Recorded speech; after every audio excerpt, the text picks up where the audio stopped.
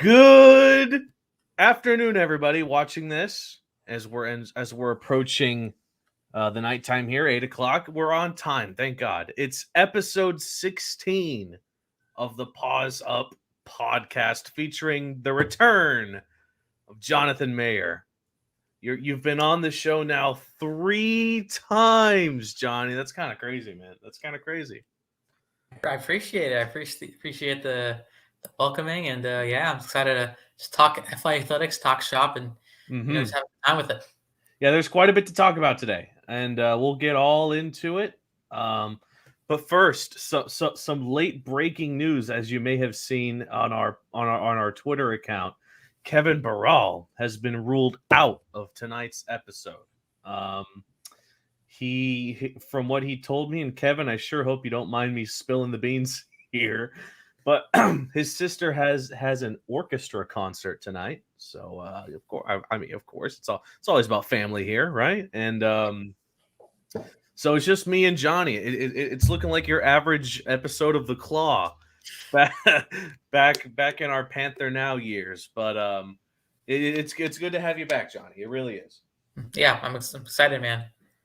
So let's get right into it. Oh, where are my manners? Let me put up my banners. First things first. Yes, this is Paws Up Podcast episode 16. We recently broke the episode 15 mark with Eric Henry returning to the show, and now here we are in episode 16. And okay, welcome Jonathan Mayer. All right, we have it there. Now let me just a little banner. Let me put the little ticker there. There we go. We're looking good today. All right. Let's get into baseball. That's what we're here for. That's the main sport for FIU athletics. Obviously, of course, we also have softball, and we can talk about softball a bit. Johnny, I know you cover them quite a bit. But let's start with baseball, because it's been it's been a weird stretch for this team. Now, the last game I was at was the FIU Miami game in Coral Gables, which Kevin, I, and you were all there. And I would like to briefly talk about that game, because that might have been one of the craziest baseball games, FIU baseball games I think I've ever been to.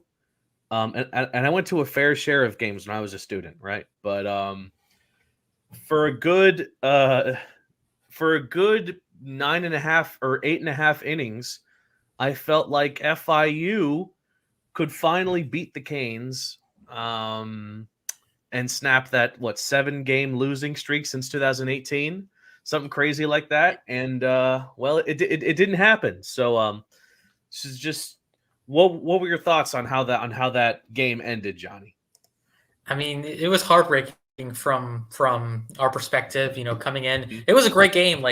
Just from the standpoint of where we were and the pitching and the struggles that we've seen. And taking on a Miami team that also was trying to get some wins, and the way we played, it was great. What was it? Only putting up 3 runs in the 9th inning. I think Dante Girardi got probably the biggest hit of his career with a 2-run single off of Andrew Walters, who people consider one of the best closers in all of college baseball. And then we go to the 9th, and you're feeling good. You get the first 2 outs, and then I forgot. I think it was Edgardo Villegas who was the batter with 2 outs. You get him into an 0-2 count. Lays off some pitches that, you would like to go the other way. And then eventually he gets to walk, the single, and the home run to win it. It's just gut-wrenching. But, from a positive side of things, you got to be happy that you played to that realm against the Hurricanes, which you struggled with. But at the same time, it's like, man, we had that. And,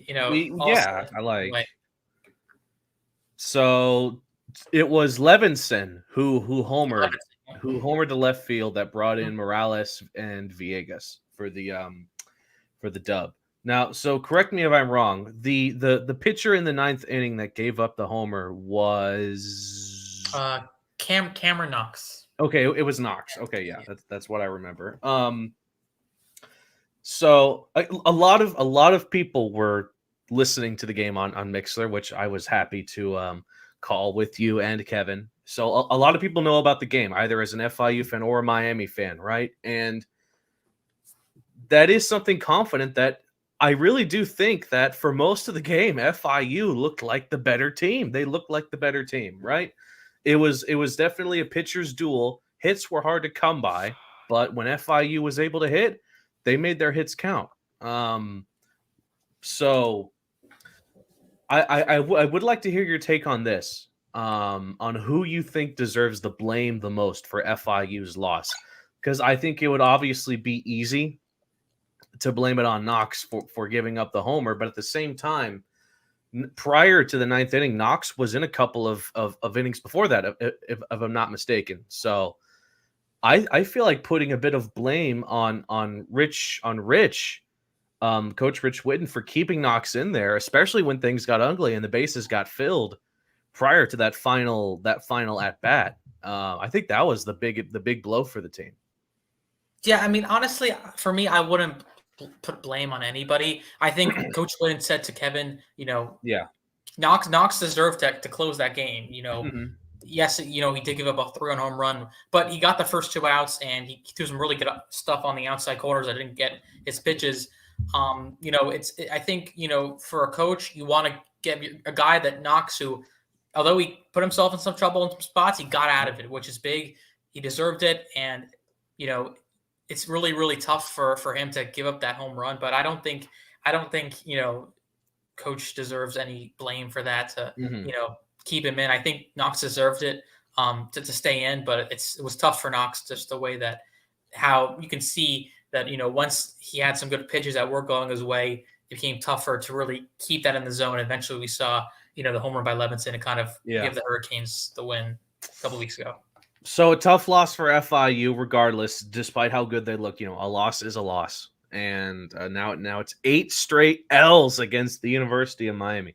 Oh, it's so frustrating against the Canes, and after what I saw, not only in the first game but also this last game in Coral Gables, I do feel confident that before the season over, they can get one win. They can get one win against the Canes, right? In their games against the Canes. I want to say they're in May. They're in early May. Yep. And mid. Actually, it's our final midweek game. So May 10th, 17th, we have the Hurricanes. Okay. Yeah. All right. By the way, I'm kind of vibing with these midday Wednesday and Tuesday games. It's actually been super fun to go to the ballpark, just the middle of the week, and then obviously you have plans on the weekend. So FIU baseball now stands with a record of 14-19. They're 3-9 in the conference, which we'll talk about in a sec. They have an all right home record of 13-11, but their record on the road is 1-8. Right, that's not good. And after that Canes loss, they were swept by Middle Tennessee, and the trend I'm noticing in that Middle Tennessee game, matter of fact, the majority of the games for FIU this season, what's easy to notice is that their offense, great. It's more than great. It's really great. The way they've put up they're averaging around 4, 5, 6 runs a game at the very least. But at the same time, they're giving up near double-digit runs every other game, and especially in that series against Middle Tennessee, they gave up 10 runs in the first game, 14 runs in the second game, and 13 in the third game, right? That's simple math here. That's 37 runs in a 3-game series against a conference opponent. So what went wrong in that series against the Blue Raiders, Johnny? I think you kind of talked about it, which was every game we had a lead, and then we couldn't sustain it. But the offense, both offenses were so great to watch. I watched a good amount of those games. Yeah. I think both teams, they were at it with each other. But for FIU, just the pitching just couldn't hold. But we saw from the offense, I think Mike Rosario had one heck of a week, a couple of home runs. Riga looked good, Alex Sanchez looked good, but when the pitching came, it really, really struggled, especially on that Sunday game where we had a 4-run lead. It was 12-8. We just couldn't close it out. So, you said it, the offense, which from what I've seen as a student as well, is probably the best offense that this FIU program has had, the last, you can agree, the last 3 or 4 years. Yeah. I as much as I like Mervil Melendez, his teams were never hitting this. We're never scoring this many runs per game, which is absolutely insane. So I mean, let's be blunt here for a second, Johnny. Do you see this pitching core evolving and or improving as the season progresses? Because if I'm not mistaken, we're pretty much at the halfway point. We've done our non-conference game stuff, a couple left, but it's mainly conference opponents, and FIU is just trying to push to enter some tournaments in the long run, and I feel like it's their pitching that's holding them back. How do you see the rest of the season playing out pitching wise, specifically for FIU? Yeah, I think for Coach Wooden, he's adjusted a little bit. What he did was Friday. Obviously, Kabarkis is the starter, but what they did was they put in Jackson Ritchie to go the first couple innings, and then gave off Kabarkis to go, innings 3 through 7, no matter how long. And obviously, we lost that game, but I like that idea better, which is you want to find ways to get your starting pitcher going, and I think using a starting approach and getting your guy in the third inning, it did work better than what we've seen with Kabarkis and some things, struggling mid-season with conference games. I like that going forward. And even what they done Friday, bringing in Orlando Hernandez, go a couple innings and then bring it over to a reliever. But yeah, I think with this team, it's a lot of adjustments, finding what works in the moment. I personally, for me, I liked the way the pitchers looked this past weekend against FAU, especially Saturday with Tabirsa, who was really, really sharp. I think it's more of what works well for the team, and obviously it's been a tough year from the pitching side of things, especially within heading into the conference play. But I like the approach a little bit better with FAU. Hopefully that can keep it going. And look at the schedule. This coming week we have really next two series, La Tech and UTSA. Those are really, really solid teams in conference play. So I'm interested to see how FIU present themselves on the pitching side of things against those conference teams. And even before that, they have a big game tomorrow, right? They're in Fort Myers taking on the ranked team, Florida Gulf Coast Eagles, right? And we saw what FIU was capable of doing against a ranked opponent in the University of Miami, who I believe was ranked 23rd when we took them on in Coral Gables. But FGCU is 15th. They're going to be an even tougher opponent, I would think. So going to be a lot to see. And I got to ask, Johnny, we had you on the show before the season began, just talking about your predictions. And did you expect FIU's pitching core to struggle this much entering the season, or has what you've seen with the pitching you kind of expected heading into the season? I think for me, a lot of guys came back, and I think a lot of questions from people were how the pitching was going to do. And I thought when we started out the year, the team looked really, really good. One thing I would notice about this team that, you can take and say, okay, it's trending in the right direction, is FIU's limiting the walks. They had nearly over 400 walks last year. Now it's down to around the 100 marks. That's something that I've liked so far from this team. But for me, obviously the pitching was the question, and it's been tough for the team in the way that in conference play, it's how it's went. But still, there's always room for improvement. Obviously, we got recruiting, we got transfer portals, so obviously you can find ways to improve. But it's been a little bit of a tough year for the pitching, but obviously you're going to get better. You're always going to find ways to get better, and that's what we're definitely going to see in the years to come with Coach Whitting. And one last thing about the pitching for now. If you look a few blocks away in Little Havana to our friends at Lone Depot Park in the Marlins, you would see that their ace pitcher is, no doubt about it, it's Sandy Alcantara, right? I mean, even after that shelling yesterday against Philadelphia, I think there's still no doubt that he is their star ace. Who would you say is the Sandy Alcantara of FIU? Who is the ace pitcher that fans should get hyped for when he's starting a game? Yeah, I mean, I really like Angel Tabircio. He's been the more consistent starter for this team. He pitched really, really well against FAU, which is, if you know FAU, they have a really, really potent offense.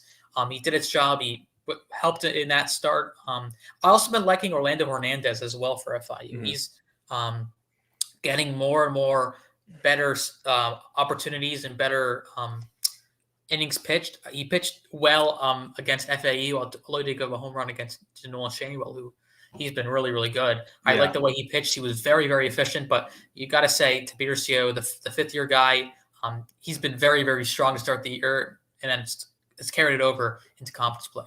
Yeah. Boy, I gotta say, Johnny, this feels like an episode of The Claw right now. Just the way this show is going. Only true OGs will understand that reference. But yeah. So let's move on then to their most recent game, or their most recent series, which was against FAU, right? So in their first game, it was somewhat close, but they lost 4-8. Second game, 3-7. But the big story, the one that's been basically all over FIU and even FAU waves, was their game last Saturday where they dropped a mercy rule on the Owls. Wow, 16-2. That might be the most impressive game so far this season. No, it was absolutely the most impressive game for FIU. Like every part of their team looked damn near perfect in that game against FAU. So just Johnny, what happened in that game? How did FIU drop 16 runs on a very solid FAU team? Yeah, I mean, it was really complete. I'll start with the offense first because I think the pitching does get a lot of props as well. But Yeah. FIU, for FAU, they put up a lot of guys. I think they used 4 or 5 pitchers. They really didn't have a starter that game. A lot of freshmen and young guys came in, and FIU took advantage of that. I'm correct. They had about like 8 or 9 walks that FAU issued.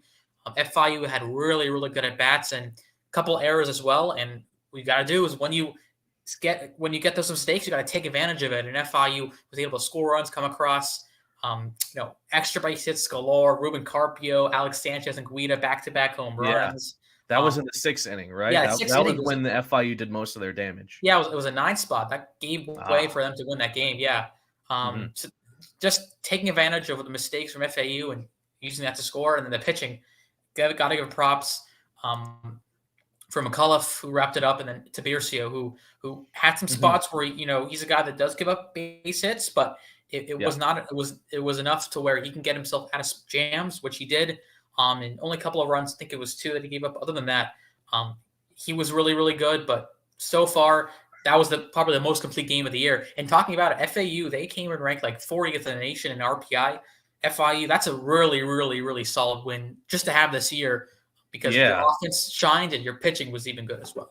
I mean, FAU, they had a 21-12 record, right? Yeah. And they were embarrassed by FIU. You would think FIU was the team with the 21-12 record after the game. When was the last time you saw a mercy rule in college baseball? It's not mercy rule. They call it like the 10-run rule. I know in SEC they have a rule where that if you play a game, in a conference game or home game, whatever, and you up by 10 through 7 innings, the game's over. And I think that with college baseball, like for FIU in particular, if you're up by 10 on the getaway day, which I guess the last game of the series, you're able to get that mercy rule. So FIU got it, and I was calling the game, and we had the third out. And they're starting to do the handshakes. I'm like, oh, the game's over. Oh, that's good. 2 hours, 21 minutes, 16 runs. I mean, that's perfect, Yeah. So let's pause for a moment, because that just reminded me of something, Johnny, and I want to give you the spotlight here for a second. You had some big news, not that long ago, a big announcement on social media, if you will. So I want to make sure I get this correctly. You have been hired as in, I want to say, in a very cool internship for the Florida League. A communications internship and play-by-play for the Florida League. So, Johnny, first of all, congratulations. That sounds super awesome. But so yeah, I just talk for a bit about the Florida League and what people can expect from Jonathan Mayer. Well, I appreciate that, Jake. Yeah. So so basically, it's there we go. I meant to no.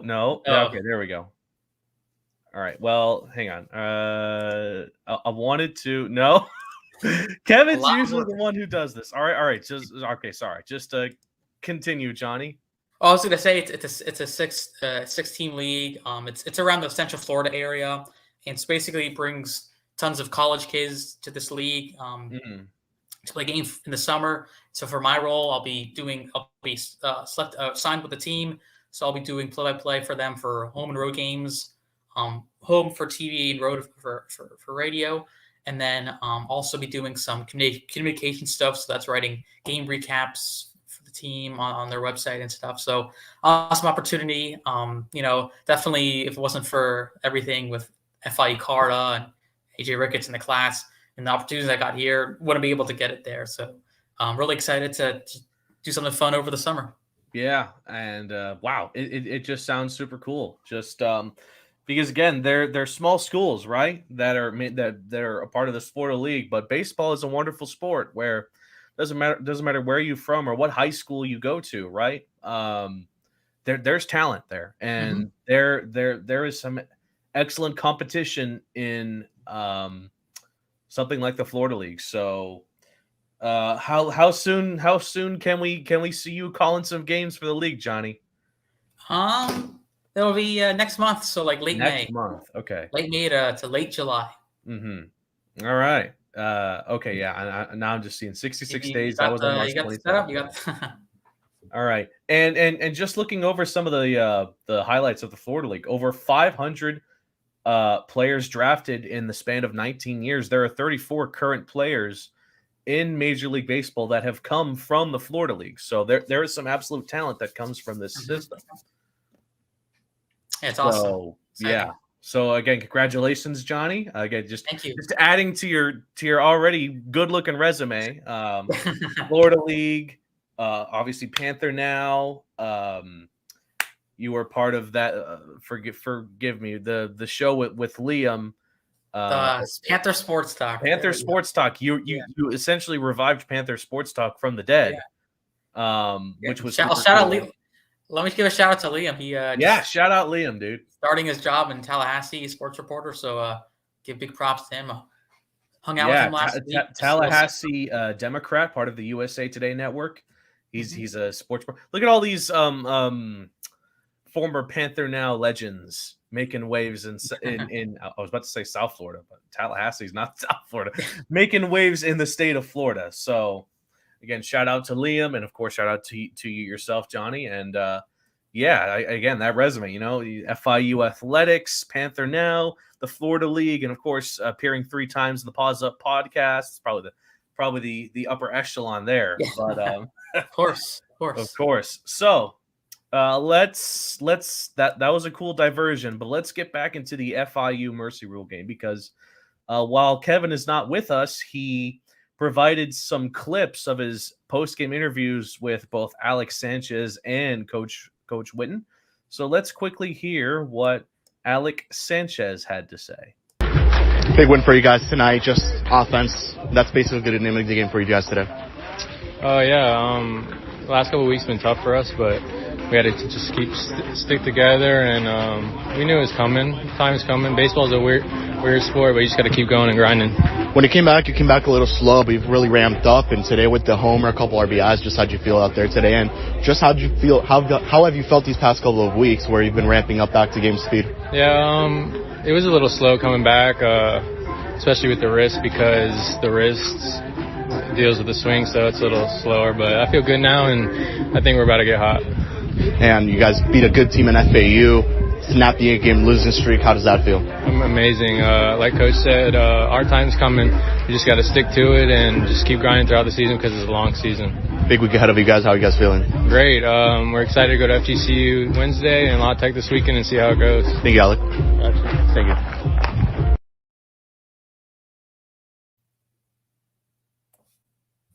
Oh, you're muted. You're muted. Yes. Okay. All right. Thank you, Johnny. I got that. Thank you, Kevin. That was his interview with Alex Sanchez after the win against the Owls. And boy, it really seems like Alex Sanchez has only improved after that injury earlier this season. What are your thoughts on what Alex Sanchez has brought to this team offensively? Obviously, their whole lineup has done great, but I feel like Alex Sanchez has really made a name for himself this season. Yeah, I mean, coming in, we knew he was going to be the guy, and obviously the emergence or not even emergence, but just seeing the potential and the rise of Mike Rosario, Ryan Guida, and the consistency of, Dante Girardi, Angel Figueroa on top of that made this team even special on offense. And, and for Alec, who it was tough for him to have that wrist injury, but it took a little bit of a slow process for him to get going. But once he got going, I mean, he's been on the up and up. I mean, he's been hitting balls at a home run. Obviously, he had a mammoth shot against Stetson last week. It was a missile, and just hitting the ball hard. That's what Alec does, and it's good to see him back on, just playing very well. And it already adds to I talked about the solid lineup in FIU, and he's getting hot at the right time with this team. Yeah, now let's hear a bit of Kevin's interview with Coach Rich Whitten after the game. And I promise I will mute myself, but I will remember to unmute myself afterwards. All right, Coach, congrats on the win today. So the team put up 16 runs and batted around the order twice. So just talk about, the offensive performance and seeing the team kind of just take over pitching and offensively. Yeah, that was certainly one of the best games we've played in a long time, and I'm really proud of the group because we've had a tough 2 weeks, but they haven't quit, they haven't given up, they played hard every single day, and a couple of the games haven't gone our way, and so I'm really glad to see them stick with the process and be rewarded with the big win today. It was a total team effort. The pitching was great, and obviously the lineup was explosive, so it was great to see him do that today. Let's talk a little bit about Angel Tiburcio. 5 innings, 4 punch outs. Just the decision to keep him out there so long, especially with the success he was having. Yeah, well, Tibu's been, one of our horses, all year long. He's been our most consistent starting pitcher, and he's a veteran guy that we lean on very heavily. So we needed a good start out of him today to make sure we came out of here with the win on the weekend. He gave us a great start. He was very competitive. He really attacked as good as I've seen him all year. It seemed to be that, he had an attitude on the mound today, and that's good to see out of him. So great start, for Tibu. And then Danny McAuliffe came in and, had a very, very sharp 2 innings there at the end. That's what Danny looked like early in the season. And, he's made a few small adjustments with Coach Thompson. So great to see him really sharp there in the end. How big is this for the bullpen? Now you kind of save a couple arms and you're able to use them in the weekday game, and especially now with Lawtech. Yeah, every time you get a chance to, use as few arms as possible and get a win, you're gonna enjoy it. So, we got a lot of faith in the guys that are gonna keep getting better in the bullpen. But, anytime you don't need to use them, that's, there's no complaints about that. Ruben Carpio with a couple RBIs today. He's looked really good these past couple of weeks. Just talk a little bit about him and especially today's game. Yeah, Ruben's been swinging the bat well. He's an offensive player. He's an offensive first type guy. And, he's a little bit of a professional hitter, and so when he gets up there, he's got a nice approach. He can use the whole field. And something that he can do really well is hit with 2 strikes. We've seen that for a while. It's his ability to have a great approach with 2 strikes and put together a quality at bat, Okay, thank you. I mean, it's 4 minutes long. Like, goodness. Thank you, Kevin. By the way, that was the new Dolphins draft cap. Looks pretty cool. I like the 3D effect. Draft coming soon. Next week. Overall, Johnny, just what are your overall thoughts on Coach Whitten said? He feels like they're only improving. They're getting hot at the right time and halfway through the season, and he feels like they're going to really make some noise against their next few opponents. Yeah, I mean, especially the win they got. It's different getting a 4-3 victory there, but getting a 16-2 victory where I keep saying is when you get walks and errors come against the other team, you take advantage of that. That was great to see, and as he talked about it, this is the most complete game of the year, and it's confidence for this team. And tomorrow a really, really good competition against FGCU, and last time they played FGCU was back in February, a game where they had the lead, but the pitching struggled. They came over to FIU Baseball Stadium, I think I'm correct, a month ago, or actually, about a month ago, and just the pitching, or they couldn't get rolling at the right time.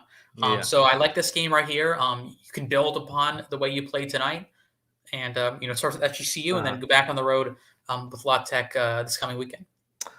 Alrighty then, let's take a very brief break, and it's the news break. Let's see if I can do this. All right, now let me get the banner. Okay, here we go. It's Jake's news break, talking about all things FIU athletics and just FIU in general. So let's get right into it.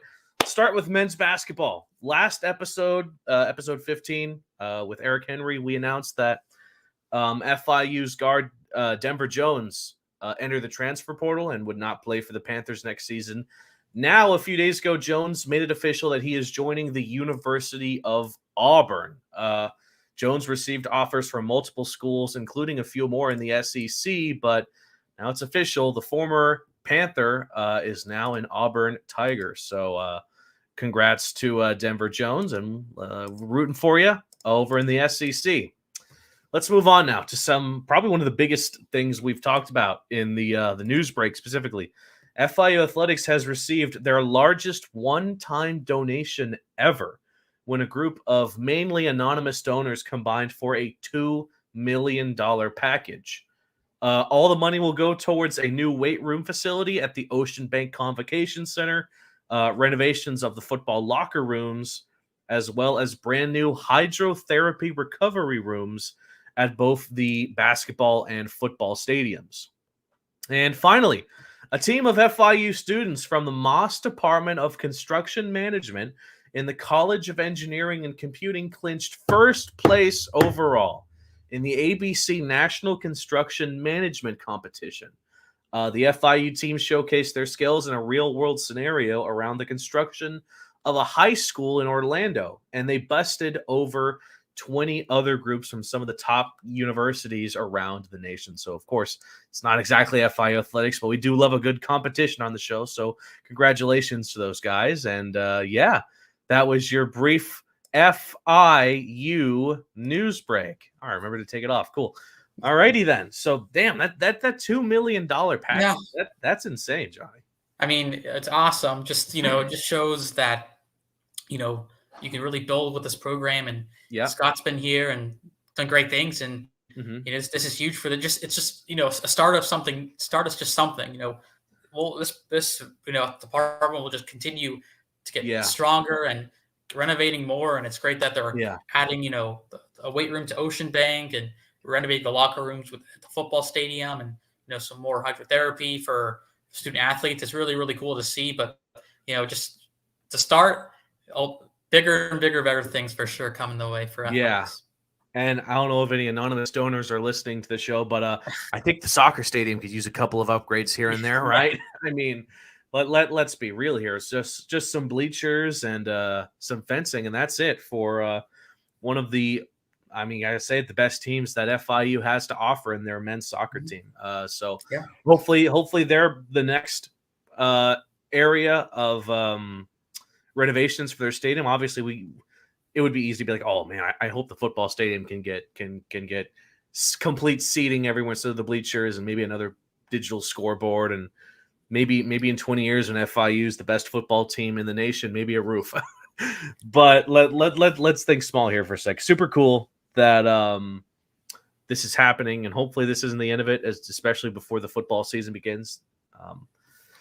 So yeah, let's go back to baseball, Johnny. And let's do something here. Like I said, we're pretty much around the middle of the season. Maybe not exactly, but I'd say we're just about there. We got about a month left. A month left, right? Yeah. Which is crazy. They've taken on their fair share of non-conference opponents. They've won some games. They've lost some games. Their offense has looked great. Their pitching has looked not so great in some games. So I'd like to, based on what you've seen so far this season, I'd like for you to grade certain aspects of this FIU team from an F to an A scale, right? So let's start with let's be positive and start with the batting, the offense. What would you grade the offense? And I think it's hard not to go with an A or an A plus. Yeah, I mean, I'm gonna go A. I just think, maybe A plus. I just think I'll go A plus. I'll give it that much props because they turned it around, dramatically. You look at last year's team, and they bottomed within the offense categories in Conference USA, and now all of a sudden they're right around 4 or 5. They're top 50 in the nation in hits and stolen bases. They're hitting the ball so well. You look at you can say 1 through 7 are solid guys. Yeah.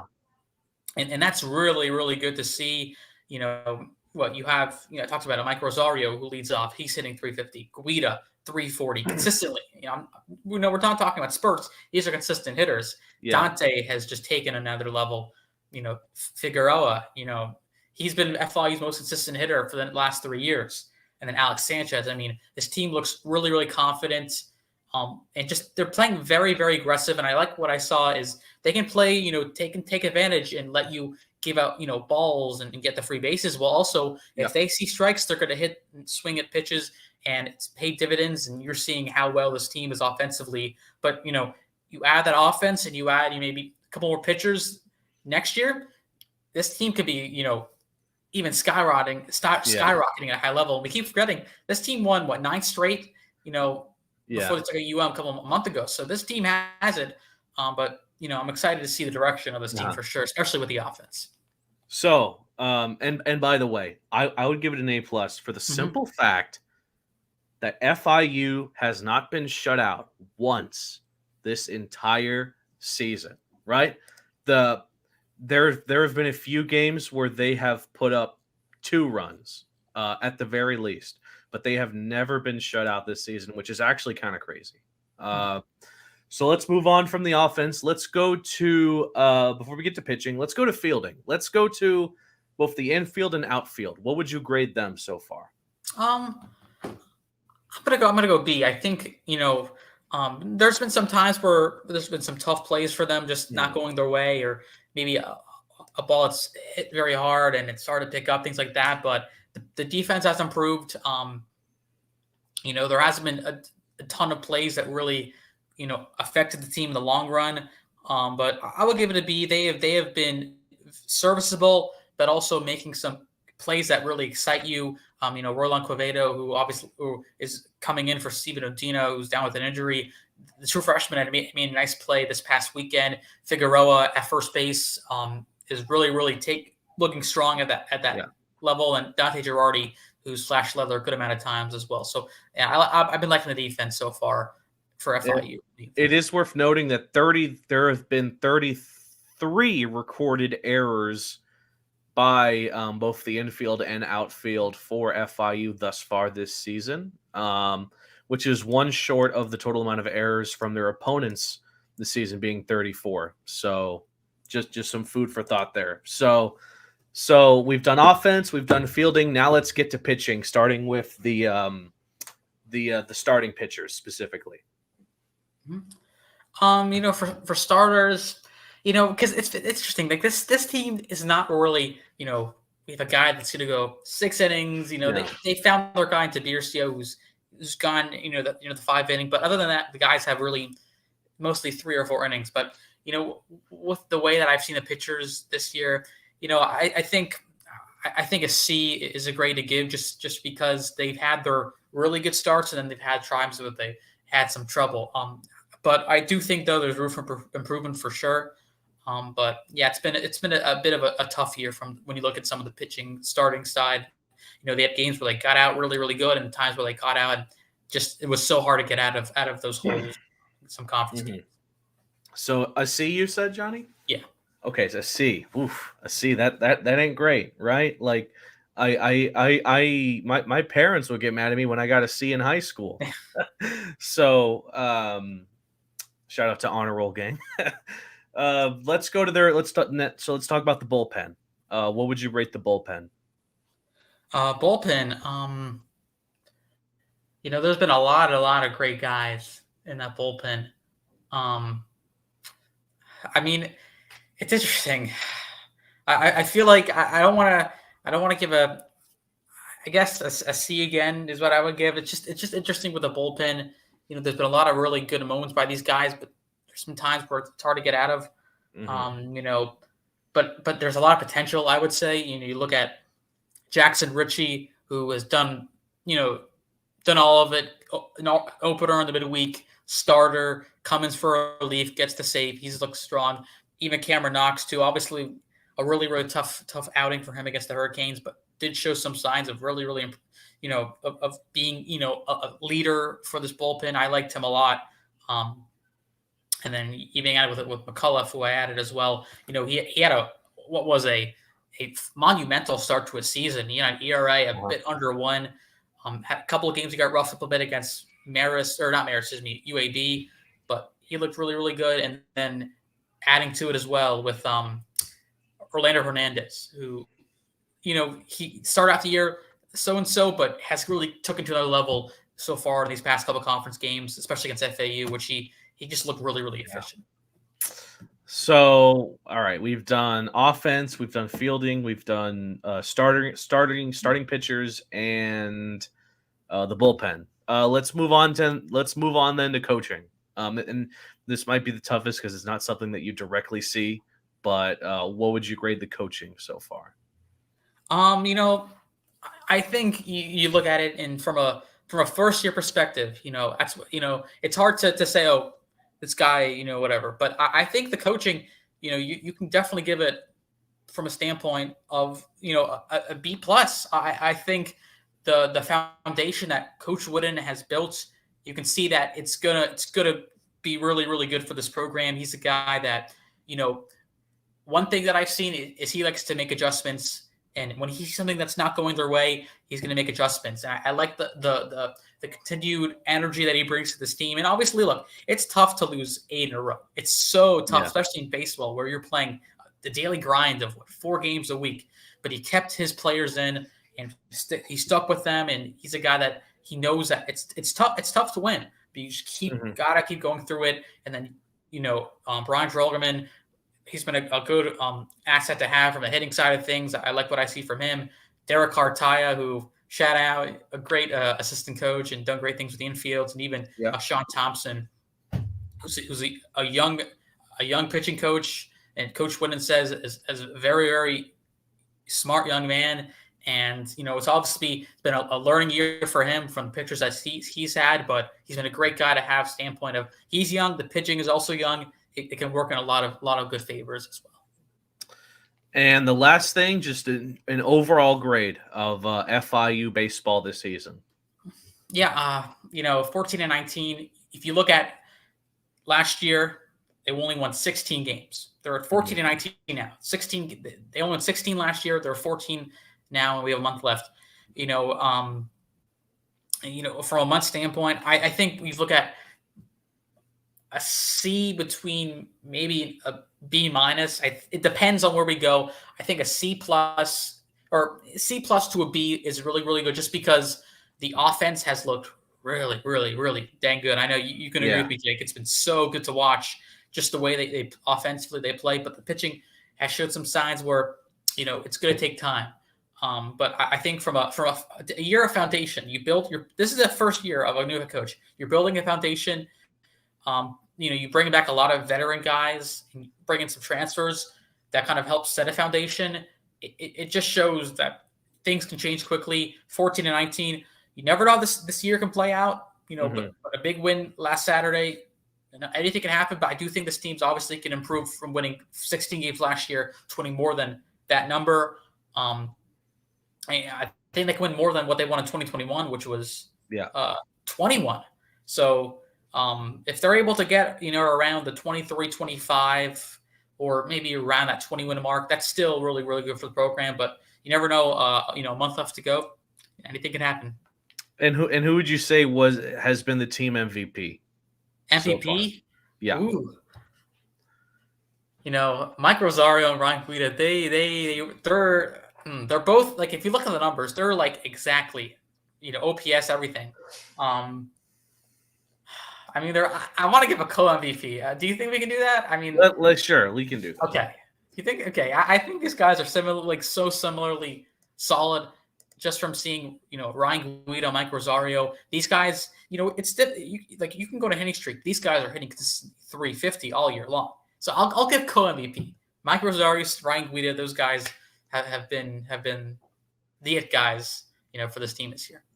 Okay. So, how about you? And last but not least, this is the last thing we talk about baseball. How do you, in general, how do you see the rest of the season going? Do you think FIU will finish with an above 500 record?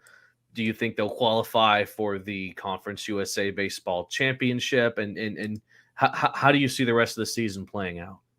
Well, it's definitely going to be a tough stretch. You know, you got La Tech, which is always going to be, especially on the road, that's formidable. And then after that, you got a very difficult two series stretch. You got UTSA. You look at them; they're one of the best conference teams in FAU on the road in Boca. But after that, you got Western Kentucky, Charlotte, and Rice. It's definitely a stretch that is really going to test this team in the pitchers and the offense. I think it's a good test to see how they can build onto next year.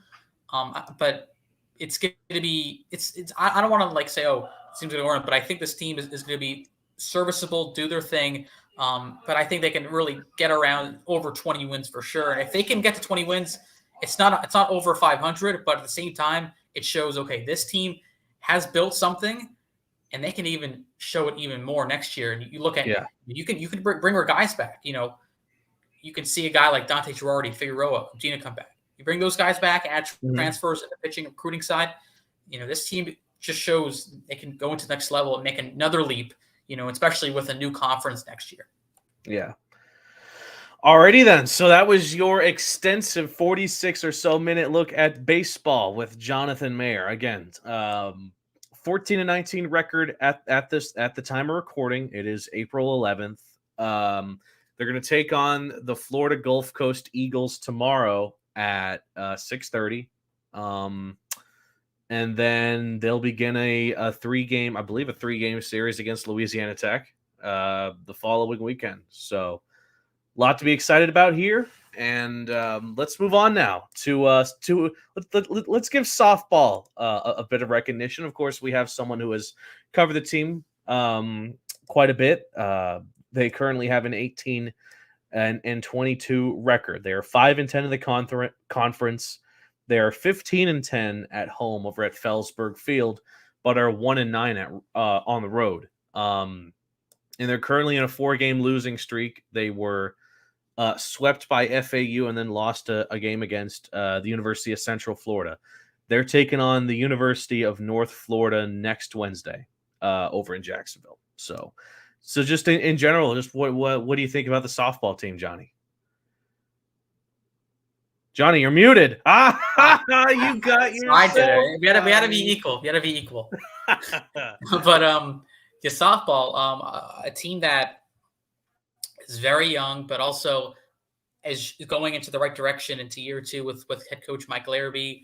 It's been a conference that's a really good conference. A tough game today. They lost against UCF up in Orlando, and then they lost against FAU in a game against Florida Atlantic, where they couldn't. It's a tough time scoring, but the pitching was really, really good. And they have 4 new pitchers: Brooke McNichols, Ella Whitney, Megan Kruger, Sydney Berling. Those girls have been really, really solid. And I talked with Corey Brooks, who calls FIU games, and he was talking about when you have a softball team, you want to have 3 good pitchers, but having even 4 can really make it to another level. This team has these players. Ashton Lansdale, the shortstop, who playing her first year of softball, she's been one of the best hitters, best base runners, top of the nation in stolen bases. And I gotta mention Isabella Perez, the freshman catcher, who showed the defense. She's top of the nation in getting girls out, caught stealing, but also the bat has really, really shown. She's hitting well over 300. And I'm gonna say I think she's probably one of the best mid-major freshman catchers this year that is in the nation, just because what she can do with the glove and with the bat. This team is really, really good. It's been a tough stretch, against really good teams in FAU and UCF. But I think this team next year, with what you build on with the pitchers that are freshmen and some of the girls that are also young, Ella Whitney, Kalina Downing, this team is going to look really good in the next direction. 18-22, I think that's good for this team. You definitely want to see more wins. I think you got three series left. They have a weekend off this upcoming weekend. But if they can get around maybe 23, 24 wins, that'll be really, really exciting for this program. Yeah, I agree. Especially when you look at last year, the softball team went 19-31 in total. and in just with still quite a bit of games left to play, they're already at 18. And they still have still have like, I'm just doing a quick count here, 7. They have 10 more games to go, and they're already at 18 wins. So yeah, as you were mentioning, yeah, they have some absolute insane talent on that team, some legit softball stars. And I think there have been moments where they have looked absolutely lights out on the field. Lights out! Lights out! You got it in. You got it in. Yeah, I had to put it late. I didn't want to put it super early, or people were like, "Oh, he's going to do it." No, I had to do it late, 50 minutes in. So, moving on then. I know our last episode with Eric Henry was the spring football focused episode, and I don't want to dwell too much on that in this episode, but I know you've been out there at those practices along with Kevin and Eric and all the others. So, just I would like to briefly hear about what you've seen out there, Johnny. Like, who are some of the players on both offense and defense that have absolutely wowed you so far? Yeah, I'm gonna actually a shout out. That was really cool having the practice at Charles Alley Park, Liberty City. Yep. I was there with Kevin. That was really cool. Yeah, Uncle Luke made an appearance. Yeah, right? I saw Uncle Luke there talking to Scott Carr, Coach Mack. That's super cool. He was in the house. Well, that's the field's named after him. So I mean, he had to come, of course. Yeah, of course. But yeah, it was a really cool event. Our practice, and from obviously we're getting into the midst of practice. This is this week and the next week is the spring game, the 22nd. So mark your calendars for that. But yeah, it's just seen some good solid plays and seeing guys progress. I've liked the way that the progression of the receivers, D Batters, Jalen Bracey, Chris Mitchell, those guys are getting going. And especially, having that David Yost offense and having that in your book, and then seeing, Grayson James, he is continuing to look strong and has looked really good. He really has looked good. Keywan Jenkins as well has had some nice moments. And then even adding to the defensive side of the ball, Sean Peterson and Elijah Anderson-Taylor, the linebacking core, I'm really excited to watch for this team.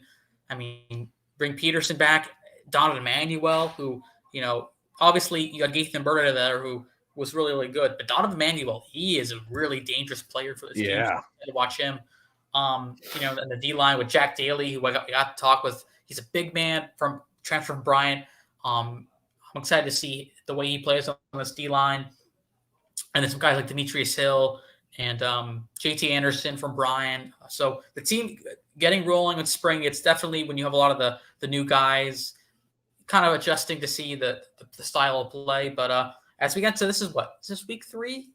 I think it's week I want to 3. say, yeah. Week 3 practice. You guys are getting in the flow of things, but I'm excited, man, for the spring game. I'm trying to maybe get a little broadcast in for a little spring game. At the spring game? That sounds quite interesting, Johnny. Huh?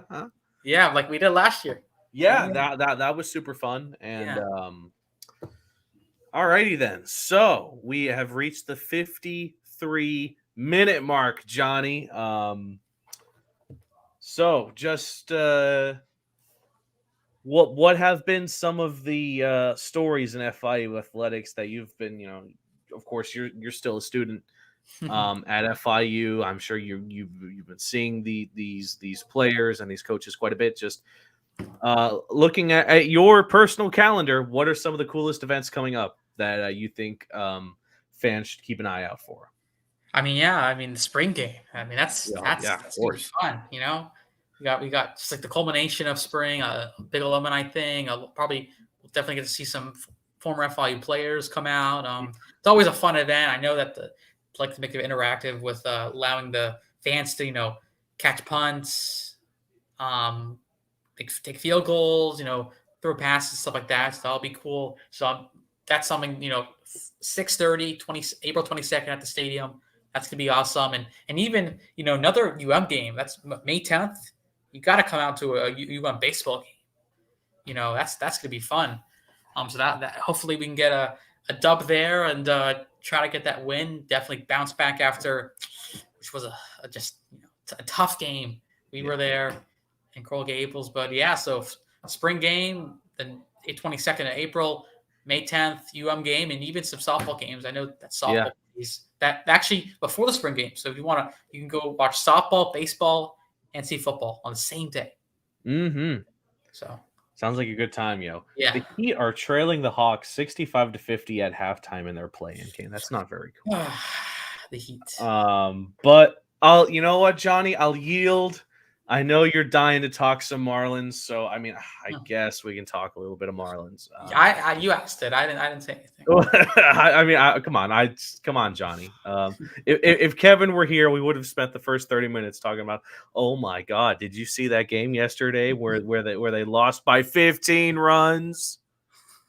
What's going wrong with the what's going on with the Marlins? We're up right now, so. Oh, we're up right now? Yeah, oh, that's cool. But why have the Marlins looked, I don't want to say awful, but we're never going to have a Marlins guest on this show, right? Look, Kevin's a Marlins guest. Of course. He's the host. Come on, Johnny. They're 4-7. Is this kind of how you expected the season to start for them? I mean, honestly, yeah. I'll be honest. Okay. I mean, this offense is, and then the pitching. Yeah, I mean, the pitching is, you have a guy that walks every batter he sees, and Rogers who having a tough time. But I kind of expected 4-7, but I think you know what, we're getting the problems that we have a lot midseason. We're getting it out early, so by May, June, we can get in a nice run. So I'm thinking positive. We were 4-7. We're down to the dumps right now, but we'll get out of it early. Let's make a run next month in June. And we'll be back to playing overachieving baseball. Right now we're underachieving. We're going to overachieve next year. Okay. Or this next later year. So okay, that was B-minute. Okay, good. So 4-7, and I just got to ask how have some of the star players like Jazz and Sandy, along with the newcomers like Yuli and Arraez, just what have you seen from them so far? Are you hyped at the new additions? Are you kind of disappointed at how Sandy has looked in his games? Just yeah. I mean, and last but not least, is Jazz being hit with the MLB The Show curse of being the cover athlete? I mean, let's knock on wood. I don't want you to call it out because then you're gonna jinx it. You got to knock on the wood. But Arise, man, loose Arise. I have a wooden desk. Yeah, there you go. Now it's not jinxed. But I'm going to loose Arise, man. That guy's really good. I think he had a 3. Yeah, he does look good. Yeah, so Arise, he's been really, really good. Garrett Cooper having a really, really strong contract year. Mm-hmm.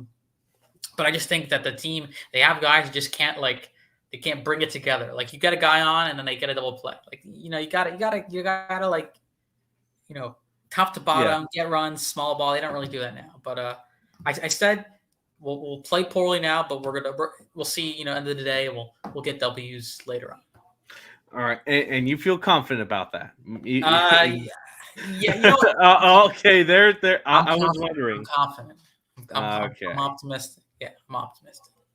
And what the hell? Let's talk a bit of Dolphins since we are under the hour mark, surprisingly. So, I mean, there hasn't been a whole lot of Dolphins news as of late. Obviously, we were all hyped when they signed Jalen Ramsey and even some of the other players as well. I think Braxton Berrios was a very underrated sign. I think he's actually going to do really good this season. But, what do you think overall of the free agency that period that you've seen for the Dolphins?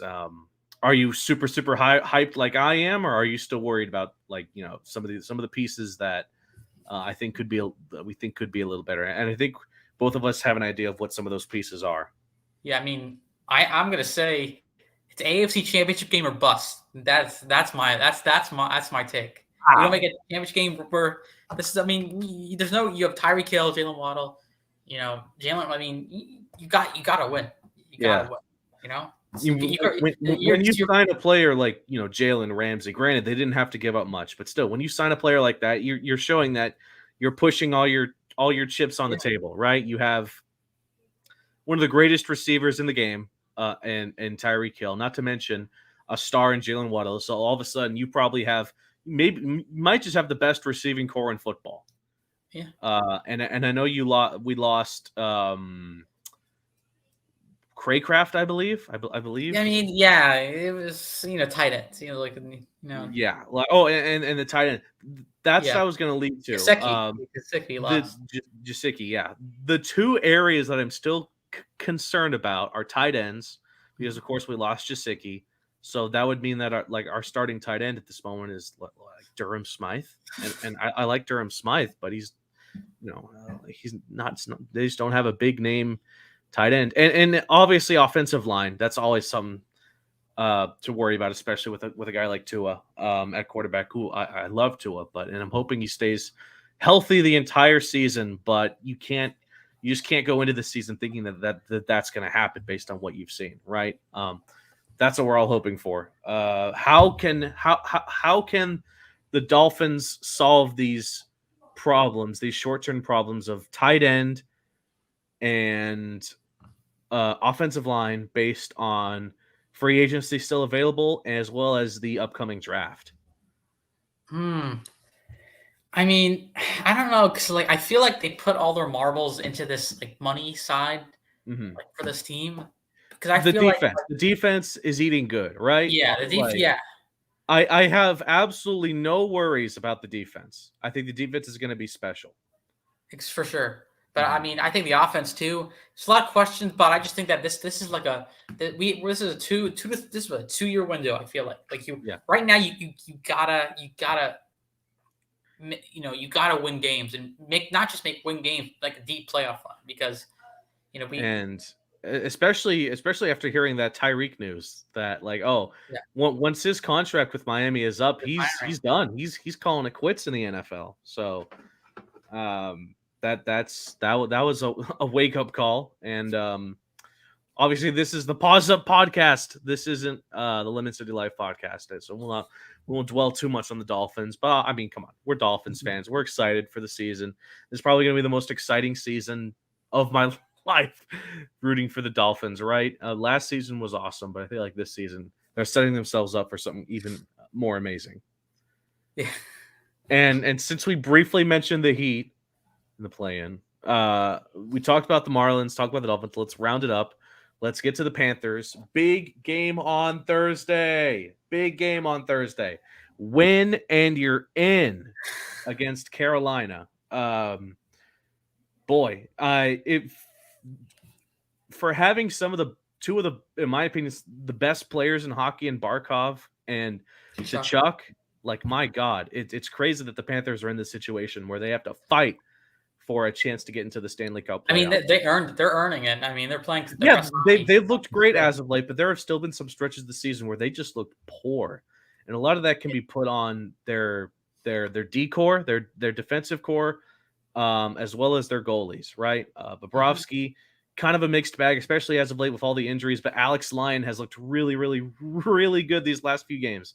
Now I don't know if Lyon's our guy for the Stanley Cup playoffs, or maybe even in the future. I'm still a big Spencer Knight fan. I hope that eventually he can do wonders for the Panthers, but I feel like Alex Lyon is the guy. I think he's proved it. He's been really that is assuming that they get in, right? Yeah. Because it's very simple. If the Panthers win their game on Thursday against the Carolina Hurricanes, who are a good team, I think they're also a playoff team.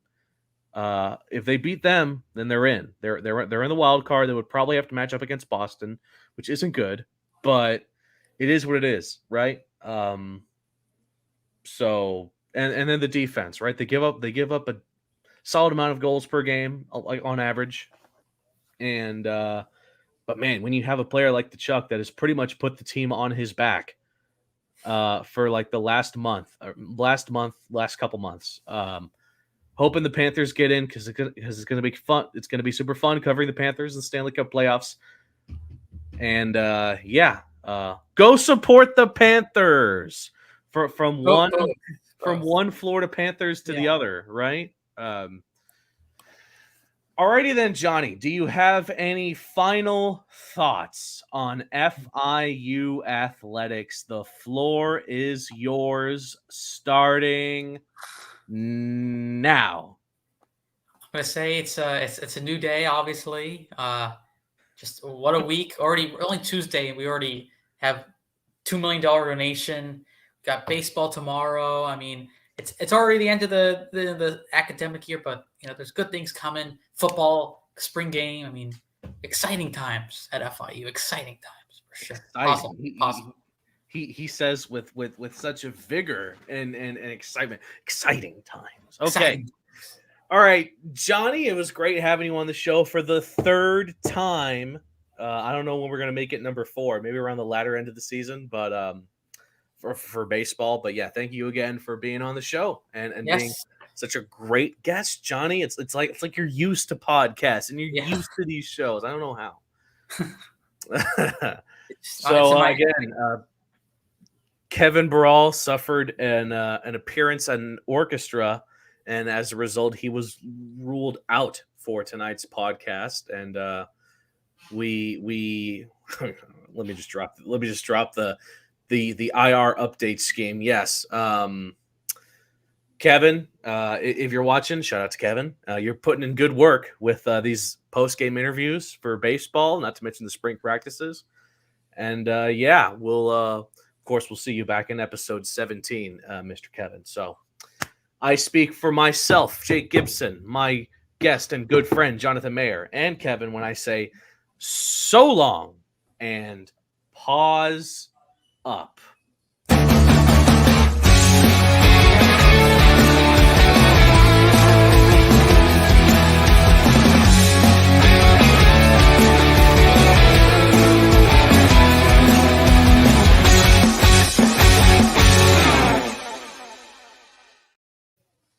Oof.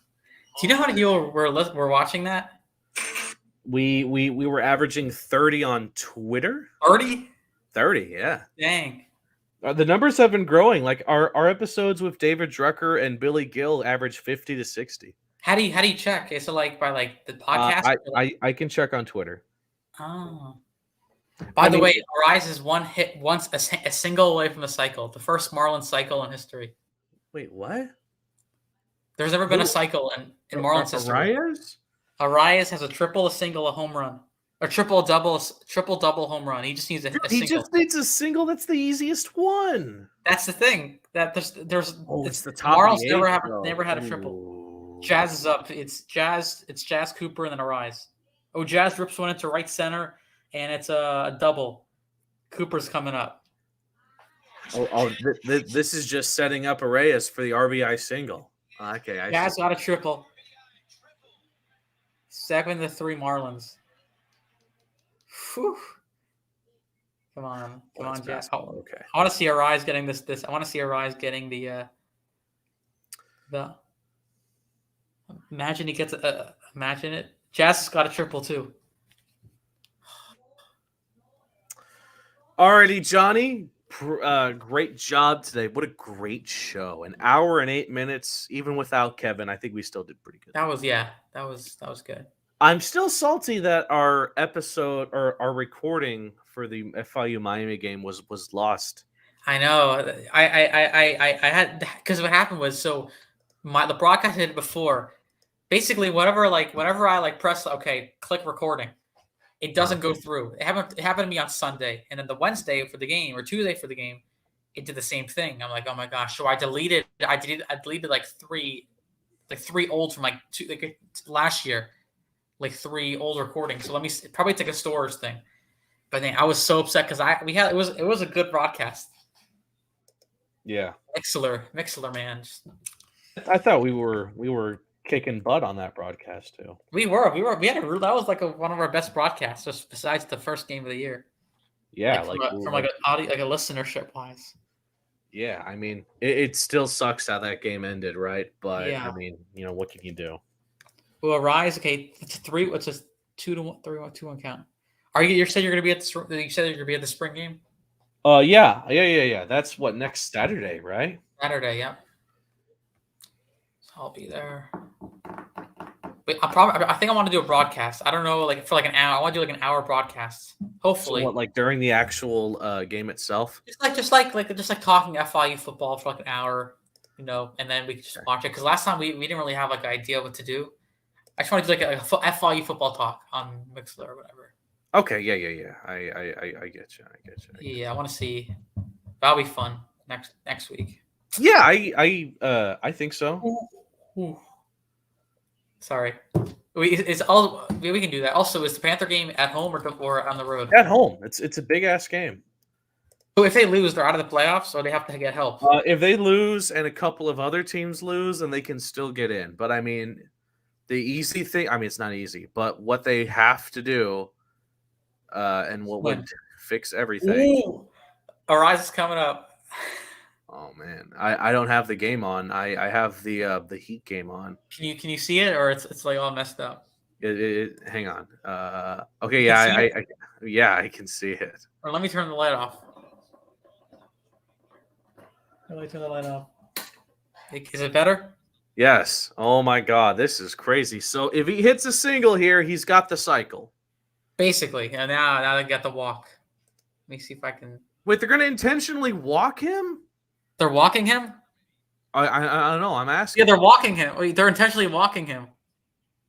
Are they? No, they're not. Is... They're not. If they did the bases, if they did the bases where we loaded and Solaire's up. Okay. All right, I was about to say that'd be so lame. That would be very lame if Solaire, because like Solaire's base is loaded, so that makes no sense. You gotta, if you get the single. So the other three or other four were triple double homer. Omar Infante was a single shy on. There we By the go. way, I feel like the way they're handling the broadcast crew for the Marlins is weird. Like they have Tommy Hutton for home games, and then this guy for road games. I don't know. Huh? I kind of wish Tommy did both home and road. I know. There you go. Is this? Am I getting copyrighted? By the way, are we still live? No, we're not live. What? No, we're not live. Come on, Arise. I'm watching from your angle right now. Ooh. All right, here we go. Get the single. That's crazy that there's never been a cycle. You got hit. There's never been a cycle in Marlins history. I find that kind of insane. And that's actually kind of crazy to think that there's never been a cycle ever. Yeah, I mean, like, come on, Luis. Here we go. This is it. Dang, they're going to be throwing balls at him, this guy. Okay. Come on, Luis. I guess this would be it's the eighth inning. This would be like the final at bat for Luis too. Yeah, I mean, or unless like they FIU or Marlins. I keep saying FIU. The Marlins get like on some crazy like. The Marlins pulling FIU and their offense just starts to go crazy. On, get ahead. Oh, dang. Okay, that's good. He gets a strike call. What's the count? 2 balls and a strike. Like, is he thinking single? Like, you have to think, like, what are you thinking in this case? Like, what if he gets like a double? I mean, look, the score is 7-3. I would think, yeah, he's thinking single. Like, let's say he gets the ball into the gap. Is he gonna stay at first? Like, yes. He knows it. You don't think he knows it? Of course he does. Oh, he got it. In Marlins franchise history, Luis Arraez. Let's go. Holy crap. I need to go tell my dad because I bet you he doesn't know. Huh? I need to go tell my dad because he's watching the Heat game. All right, Johnny. Pleasure watching. Pleasure doing the podcast. Yes. And until next time. I'll see you. Yes. All right. Take it easy, Johnny. Yes. Peace.